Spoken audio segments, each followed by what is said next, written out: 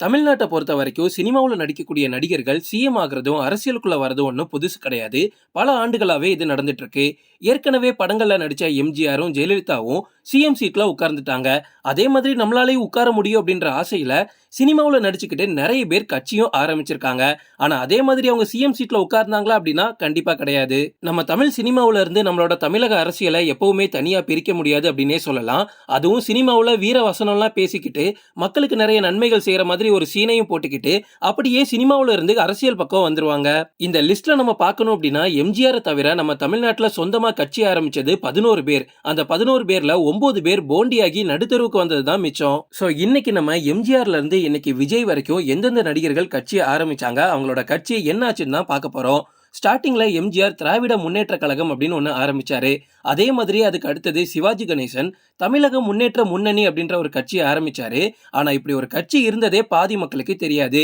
அவர் மட்டும் இல்ல, அப்படியே பாக்கியராஜும் எம்ஜிஆர் மக்கள் முன்னேற்ற கழகம் அப்படின்ற ஒரு கட்சியை ஆரம்பிச்சாரு. எம்ஜிஆர் பேரை வச்சு ஜெயிச்சிடலாம் நினைச்சா அதுவும் ஒர்க் அவுட் ஆகல. நம்ம தமிழ் சினிமாவுல நிறைய டேலண்ட் இருக்கக்கூடிய ஒரு ஆள் டி ராஜேந்திரனா கண்டிப்பா நம்ம சொல்லலாம். அதான் சிம்புவோட அப்பா. அவர் கூட தாயக மறுமலர்ச்சி கழகம் அப்படின்ற ஒரு கட்சி ஆரம்பிச்சாரு. அதுவும் பெரிய அளவுல வெளியே தெரியவே இல்ல. அதுக்கப்புறமா 2005ஆம் ஆண்டு நம்ம கேப்டன் விஜயகாந்த் தேமுதிக அப்படின்ற ஒரு கட்சியை ஆரம்பிச்சாரு. அந்த ஒரு கட்சி மட்டும்தான் இன்னைக்கு வர செயல்பட்டு இருக்கு. பட் இருந்தாலும் அங்கேயும் ஒரு டிராபேக் இருக்கு. எம்ஜிஆருக்கு அடுத்தபடியா ஒரு நடிகரா இன்னைக்கு வர ஒரு கட்சி நல்லபடியா போயிட்டு இருக்கு அப்படின்னா தேமுதிக தான். பட் இவங்களாலையும் கடைசி வரைக்கும் சிஎம் சீட்ல உட்கார முடியல. சோ எம்ஜிஆருக்கு அப்புறமா இன்னைக்கு வர ஒரு நடிகரா யாருமே சிஎம் சீட்ல உட்காரல. 2007ஆம் ஆண்டு நடிகர் சரத்குமாரும் அகில இந்திய சமத்துவ கட்சியை ஆரம்பிச்சாரு. இப்போ இது பிஜேபி கூட கூட்டணியில இருக்கு. சரத்குமாரால என்னைக்குமே சிஎம் சீட்ல உட்கார முடியாது நமக்கு நல்லாவே தெரியும். பட் கேப்டன் விஜயகாந்த் அப்படி இல்ல. அவர் ஸ்டார்டிங்ல நிறைய நல்லது பண்ணிட்டு இருக்கும் போதே அவரை ட்ரோல் பண்ணாம, அவரை ஒரு ட்ரோல் மெட்டீரியலா மாத்தாம, அவர் உண்மையிலேயே என்னதான் சொல்ல வராரு அப்படின்னு நம்ம கேட்டிருந்தோம் அப்படின்னா மேபி அவர் சிஎம் சீட்ல உட்கார்றதுக்கு நிறைய வாய்ப்பு இருந்திருக்கும். அது மட்டும் இல்ல, உண்மையாவே கேப்டன் விஜயகாந்துக்கு ஆல்கஹால் பழக்கம் அதிகமாவே இருந்துச்சு.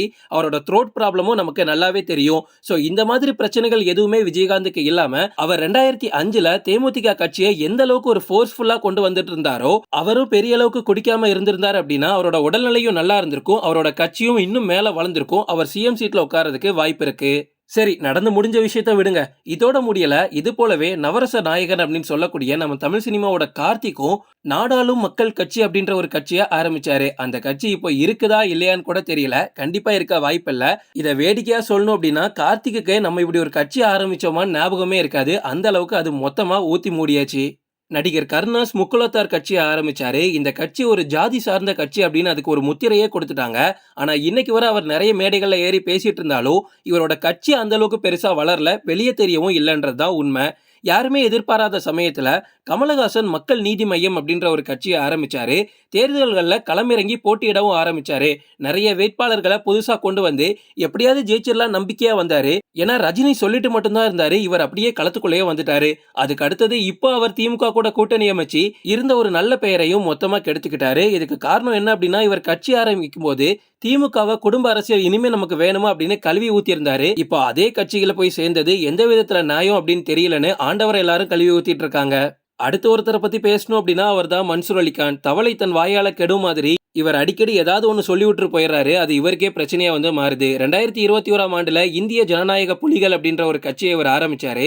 இப்போ அந்த கட்சி இருக்குதா இல்ல இவர் என்ன பண்றாரு ஒண்ணுமே தெரிய மாட்டேங்குது. கண்டிப்பா கட்சி இருந்தாலும் அது ஜெயிக்க போறது இல்ல. கடைசியா சொல்லணும் அப்படின்னா நம்ம தளபதி விஜய் தான் இப்ப அரசியலுக்குள்ள வந்திருக்காரு. தமிழக வெற்றி கழகம் அப்படின்ற ஒரு கட்சியையும் தொடங்கியிருக்காரு. 2026ஆம் ஆண்டு இவர் தேர்தலில் போட்டியிட போறது நம்ம எல்லாருக்குமே தெரியும். அதுக்கப்புறமா முழு நேர அரசியல்வாதியாகவும் மாற போறாரு. இவர் போண்டியாக போறாரா இல்ல எம்ஜிஆர் மாதிரி மாற போறாரா அப்படின்னு நம்ம காத்திருந்து தான் பார்க்கணும். இந்த மாதிரி சுவாரஸ்யமான சில விஷயங்கள் தெரிஞ்சுக்க தொடர்ந்து எங்களை ஃபாலோ பண்ணுங்க.